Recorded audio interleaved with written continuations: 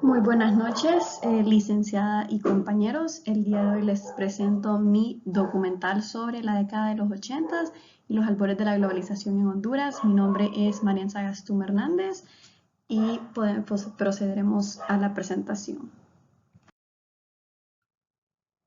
En nuestro resumen teórico vamos a hablar un poco de cómo se encontraba o cuáles eran las generalidades de la época.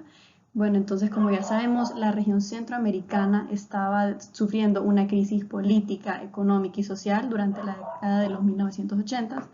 Aunado a esto, tenemos también algunos factores, tanto internos como externos, que solo vinieron a agudizar la situación desde la distribución de riquezas, la inconsciencia de las autoridades políticas, desde los militares hasta los que estaban en el Estado, que generaban un ambiente de inestabilidad e inseguridad en la región, las desigualdades sociales, la represión militar, entre otras.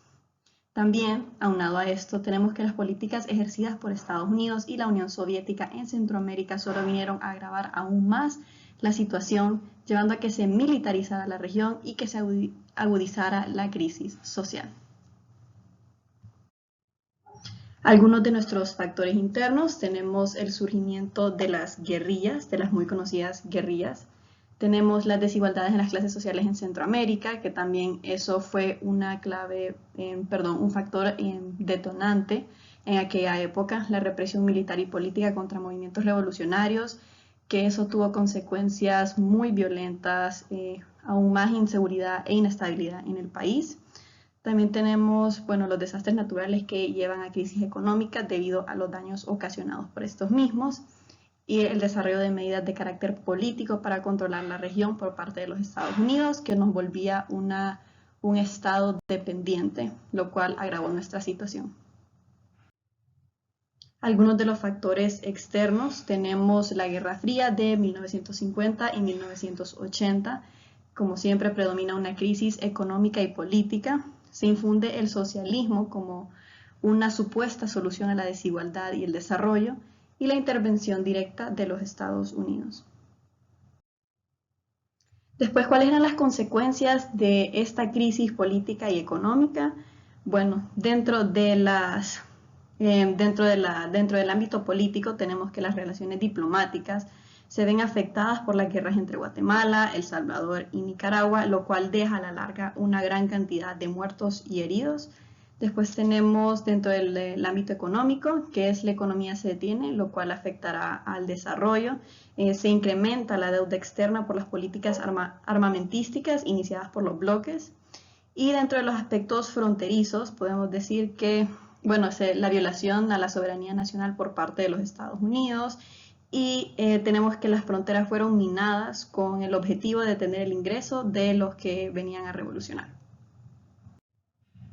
Después, entre la situación económica y la globalización, tenemos, bueno, la democratización en el país tuvo un ritmo, se puede decir, lento, debido a toda aquella intervención por parte de los extranjeros, de los Estados Unidos, y la presencia del poder militar también en la toma de decisiones del Estado, en el gobierno, y teníamos una sociedad civil desorganizada y algo pasiva.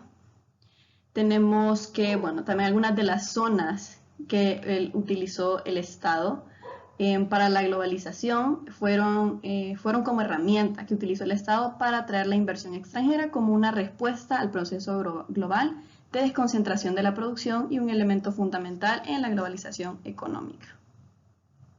También tenemos de que, bueno, en este periodo de crisis económica y estabilización se impusieron las bases para la política neoliberal que se va a ir implementando más adelante, la transición del poder militar al poder civil, que estuvo marcada también por una crisis económica pueden ser dentro de esta, déficits fiscales, la elevada inflación, creciente deuda externa, y así sucesivamente.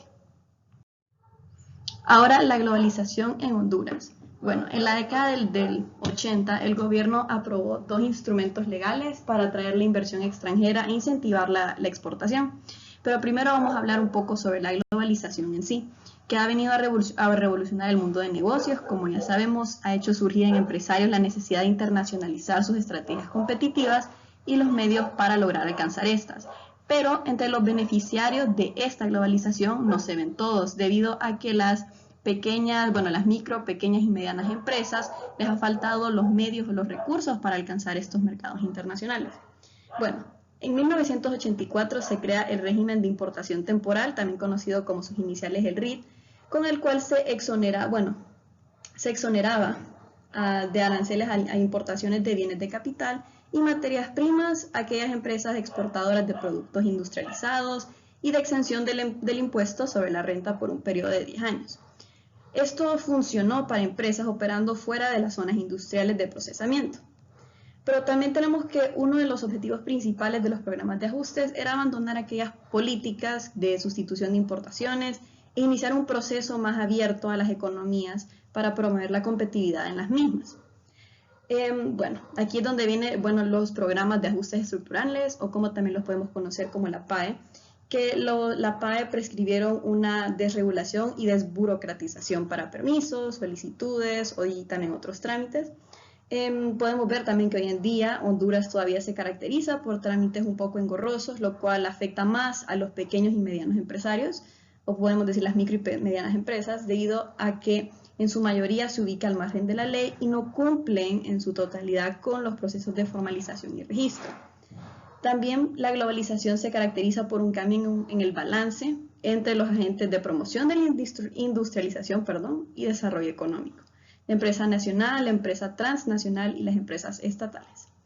Las inversiones extranjeras en Honduras también se encuentran separadas en 4 sectores principales: el manufacturero, el comercio, los hoteles y restaurantes, minas, excavación, todo el área agrícola, la pesca, y es ahí donde estas micro, pequeñas y medianas empresas tienen presencia y por eso se ven afectadas por la falta de acumulación de capital. Y también podemos decir que se relaciona la competitividad actual en el proceso de la globalización debido a los tratados internacionales de libre comercio. La estructura industrial se puede decir que no ha cambiado mucho, no ha cambiado a raíz de la implementación de los PAEs, debido a que Honduras todavía es vulnerable frente a aquellos mercados más exigentes y cambiantes y concentrados. Muchas gracias, esta es mi bibliografía y eso fue todo por hoy.